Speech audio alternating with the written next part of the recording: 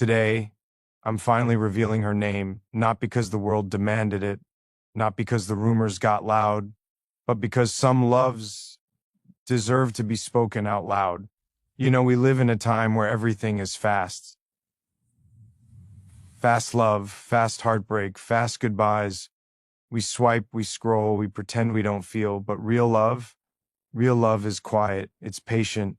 It shows up when the cameras are off and the lights are low. And for a long time, I kept her name in that quiet place, not to hide her, but to protect what we were building.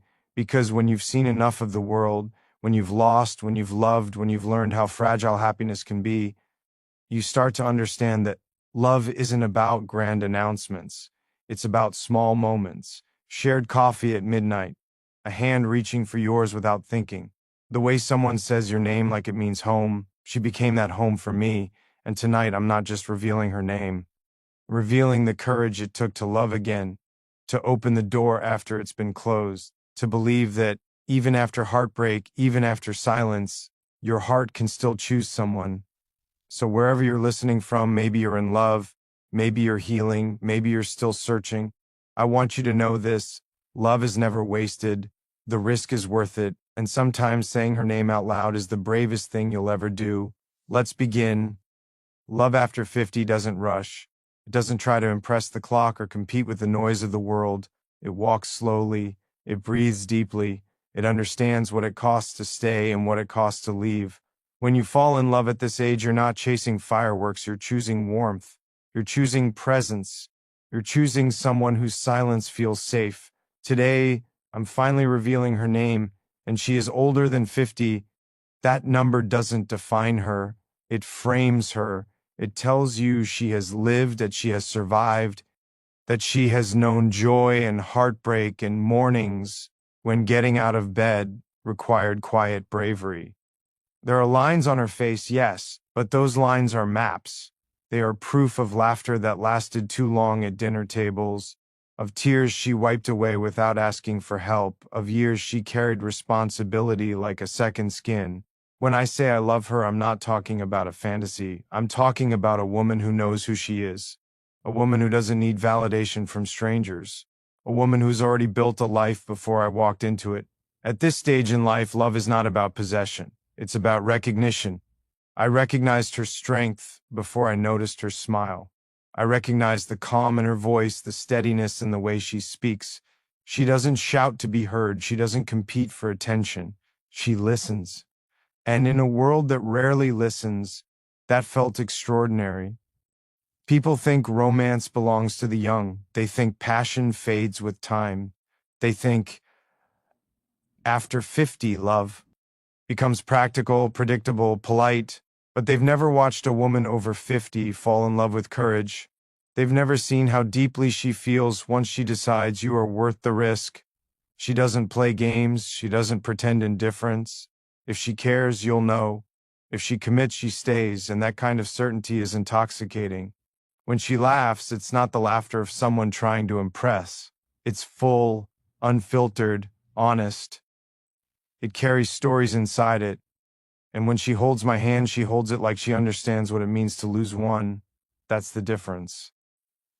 At this age, love is aware of loss. We don't love blindly. We love knowing it can hurt. We love knowing time is not endless. We love knowing every shared morning is a gift, not a guarantee. There's something sacred about that awareness. It removes the trivial arguments. It softens the ego. It teaches you to say, I'm sorry without hesitation, and I appreciate you without embarrassment. She has known disappointment.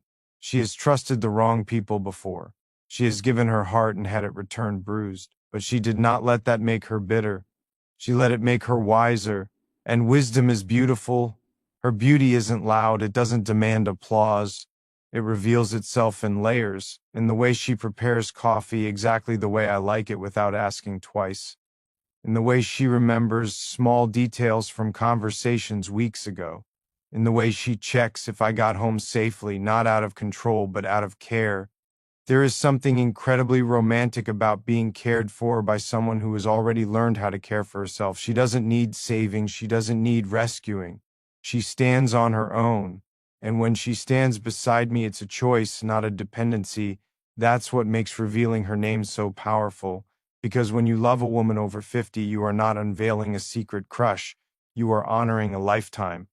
You are saying to the world, this woman, with all her years and all her stories, is the one I choose. Her age is not something to whisper about, it is something to respect. Every gray strand of hair is a medal of survival. Every wrinkle is a chapter written. Every scar, whether visible or hidden, is evidence that she kept going. And loving her feels different. It's calmer but deeper, softer but stronger. There is no rush to prove anything. There is no urgency to define every moment. We sit in silence sometimes, and it feels full, not awkward, not empty, just full. She teaches me patience without lecturing me. She teaches me gratitude without preaching. She shows me that romance doesn't disappear with time, it transforms. Instead of dramatic declarations, it becomes steady presence. Instead of wild uncertainty, it becomes grounded devotion. When she looks at me, she doesn't see potential. She sees reality. She sees who I am now, not who I might become. And she loves me anyway. That kind of acceptance is rare. We talk about the future differently, not in decades, but in seasons, not in fantasies, but in shared plans. We talk about health, about family, about quiet travels and evenings at home. We talk about growing older together without fear because we are already standing in the middle of that journey. And there is something rebellious about loving openly at this age. Society whispers that romance belongs to youth, that passion fades, that after a certain number you should be practical, reserved, cautious. But when I hold her, I don't feel caution. I feel fire, not the reckless fire of youth, but the controlled flame of a candle that has learned how to endure wind. She's not trying to compete with younger women. She doesn't need to. Her confidence comes from experience. She knows what she brings to the table. She knows her worth, and that self-assurance is magnetic. Sometimes I watch her when she doesn't notice. The way she reads, the way she concentrates, the slight furrow in her brow when she's thinking. And I realize that attraction at this age is not just physical, it's intellectual, emotional, spiritual. We connect through conversation as much as touch, through shared values as much as shared desire. There's a maturity in our love that feels safe. We don't threaten to leave during arguments. We don't test each other's loyalty. We don't create drama to feel alive. We feel alive simply by being honest. When I say I'm finally revealing her name, it's because saying it out loud means acknowledging the depth of what we have. It means recognizing that love did not end at 40. It did not fade at 50. It did not expire with time. It evolved. She has lived enough life to know that perfection is an illusion. She doesn't expect me to be flawless. She expects me to be real. And I expect the same from her. There's comfort in that realism. We laugh about our aches. We remind each other about appointments. We talk about dreams we still want to chase. She has ambitions, passions, ideas that didn't disappear with age. In fact, they became clearer. And when she speaks about them, her eyes light up in a way that makes her look timeless. That's the truth about love after 50. It doesn't shrink you, it reveals you. It reveals the parts of you that survived, the parts that healed, the parts that are still hopeful. She still believes in romance. She still believes in holding hands in public. She still believes in small surprises, not because she's naive, but because she understands how precious those gestures are. Every time I look at her, I see resilience. I see grace. I see a woman who could have closed her heart but chose not to, and that choice is brave. Because loving again after decades of living requires vulnerability. It requires setting aside pride. It requires admitting that you still want companionship, still crave intimacy, still believe in partnership. She's not embarrassed by that desire. She owns it. And that ownership makes me respect her even more. So today, when I speak about her, when I prepare to say her name, I'm not presenting a fairy tale. I'm honoring a reality built on maturity, patience, and intention. Her name carries weight. It carries history. It carries the echo of the girl she once was and the strength of the woman she became. Loving her is not about rewriting the past, it's about appreciating the journey that brought her here. We are not trying to relive youth. We are creating something suited for who we are now. There is tenderness in the way she touches my face. There is assurance in the way she stands beside me. There is peace in the way she rests her head on my shoulder at the end of a long day.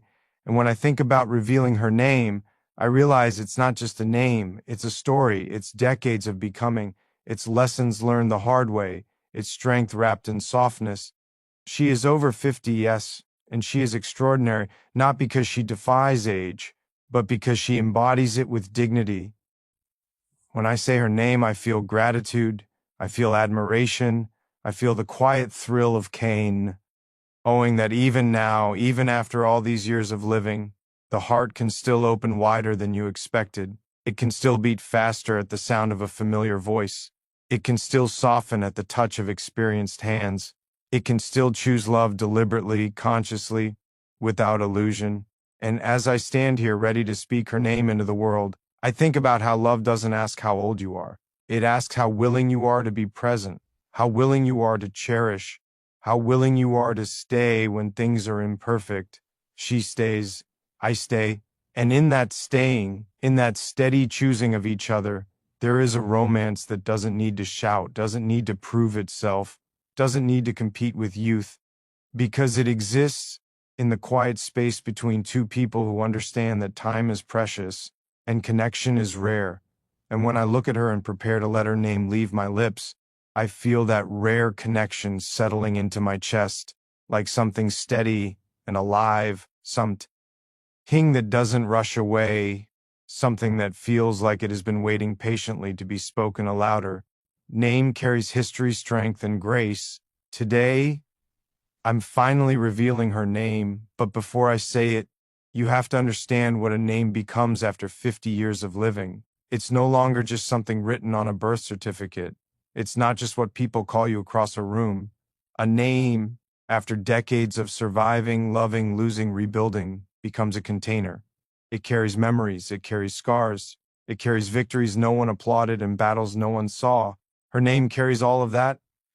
When she introduces herself, it sounds simple, soft, uncomplicated, but behind it is a lifetime.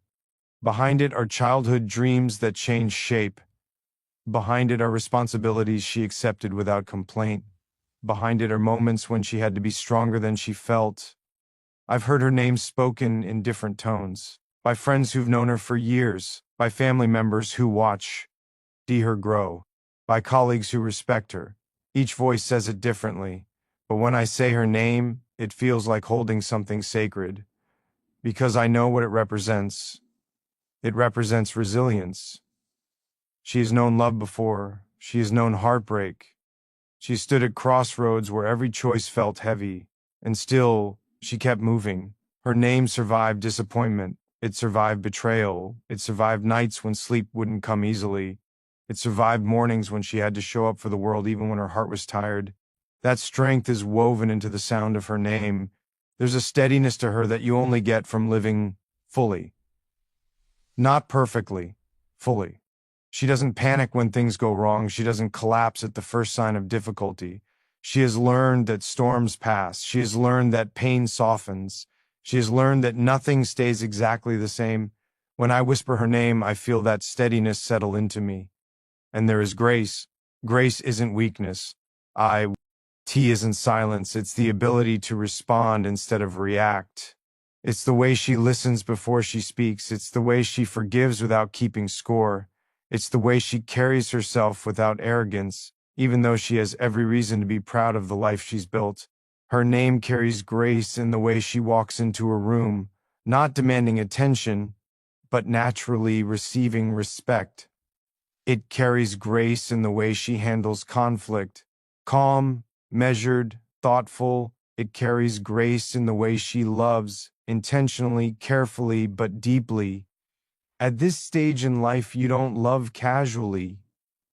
You love with awareness, is aware of what love costs. She knows the vulnerability required.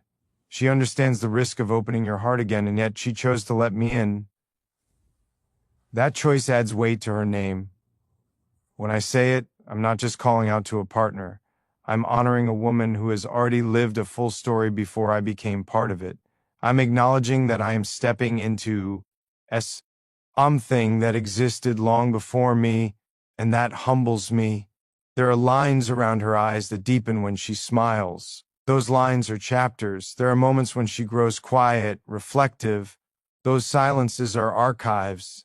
There are stories she tells with laughter, and others she tells with a softness that reveals how much they once hurt. All of that lives inside her name. The world often tries to reduce people to their age, a number, a category, a label, but her name refuses to be reduced. It expands, it stretches across decades, it carries the energy of the girl she once was and the wisdom of the woman she became. She has reinvented herself more than once. She has adapted to change. She has let go of versions of her life that no longer fit, and every time she rose again, her name grew stronger. There's something powerful about loving someone who knows exactly who they are. She doesn't seek validation. She doesn't shapeshift to please. If she disagrees, she says so. If she's hurt, she expresses it. If she's happy, she allows herself to feel it fully.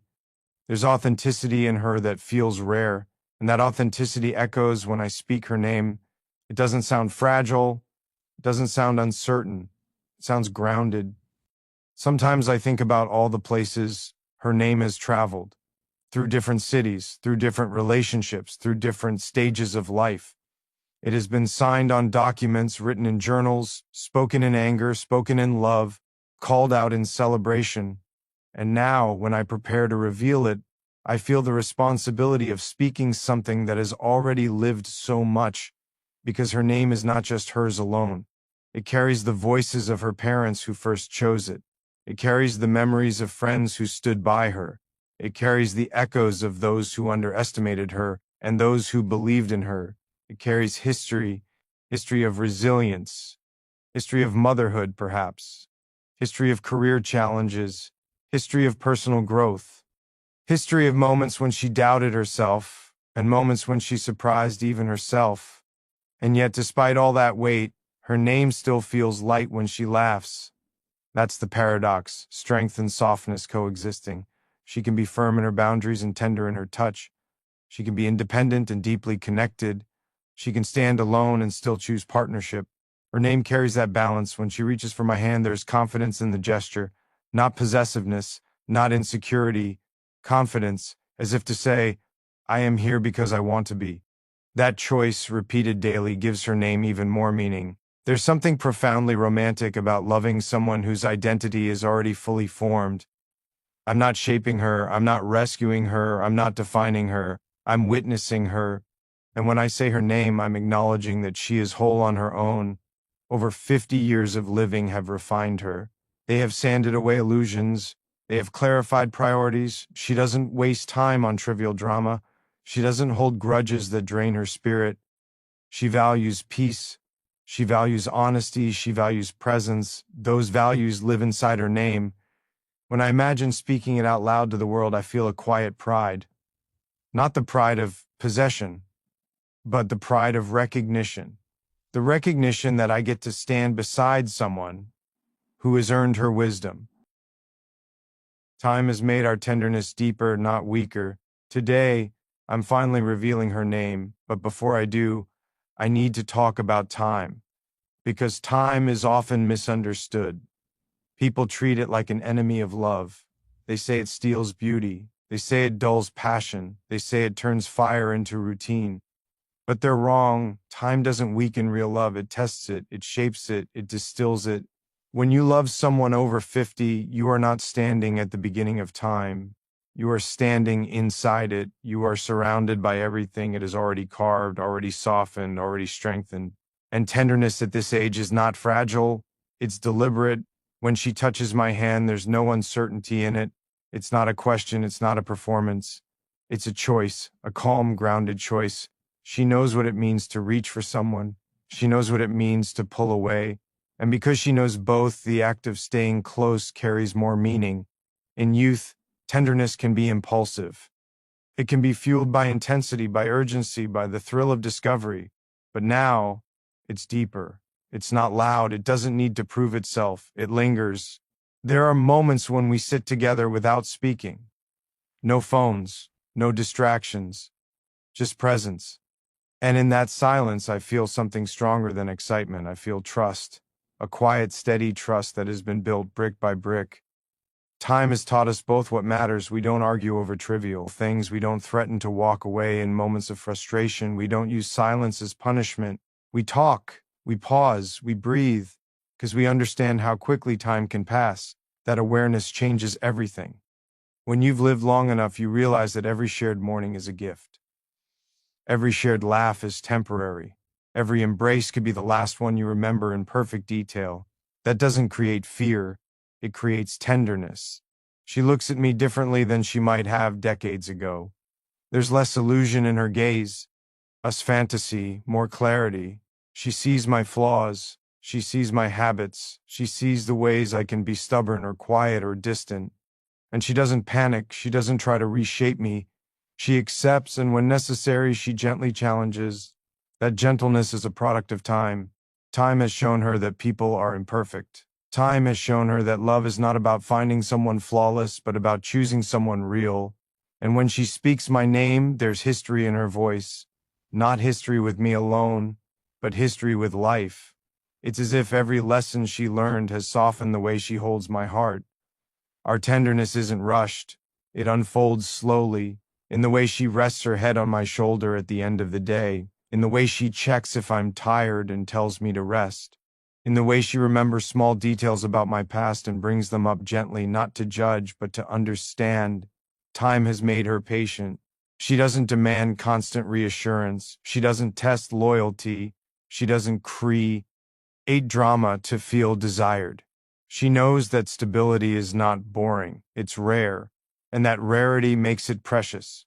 When we disagree, our voices don't rise the way they might have in younger years.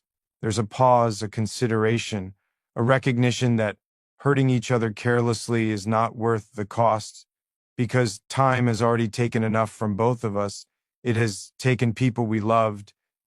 It has taken opportunities. It has taken versions of ourselves that no longer exist. So when we find something good, something steady, we protect it, not with jealousy, with care.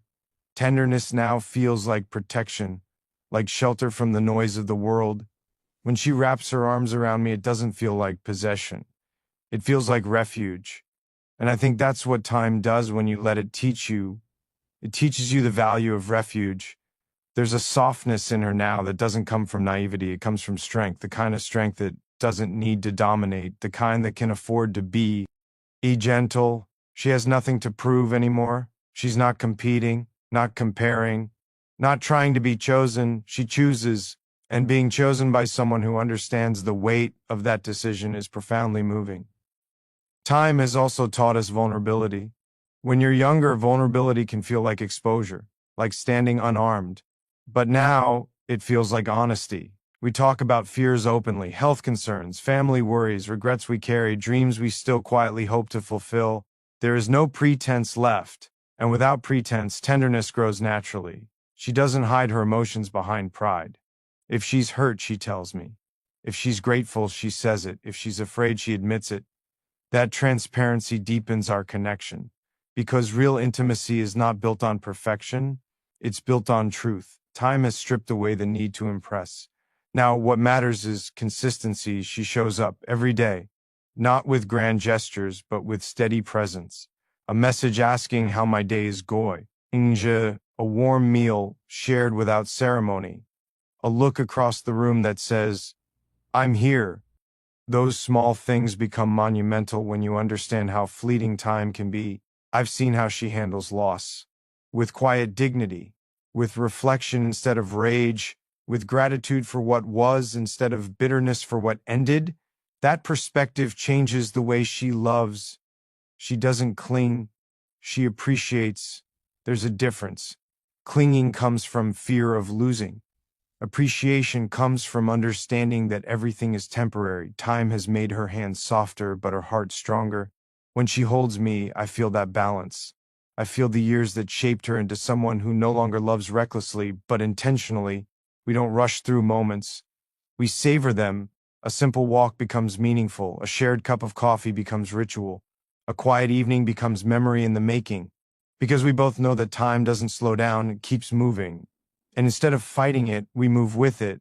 There's something incredibly romantic about loving someone who understands impermanence.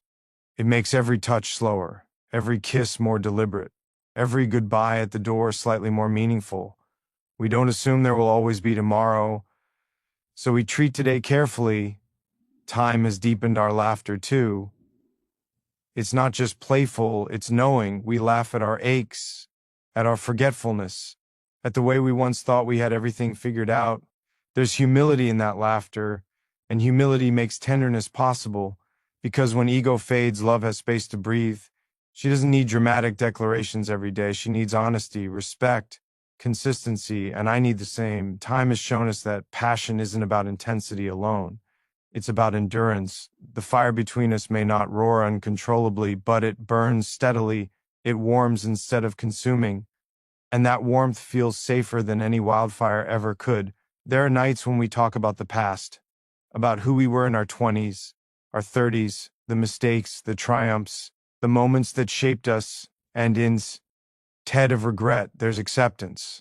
Because every year led us here, time did not steal our tenderness. It refined it. It removed the unnecessary layers, the ego-driven reactions, the insecurity disguised as pride.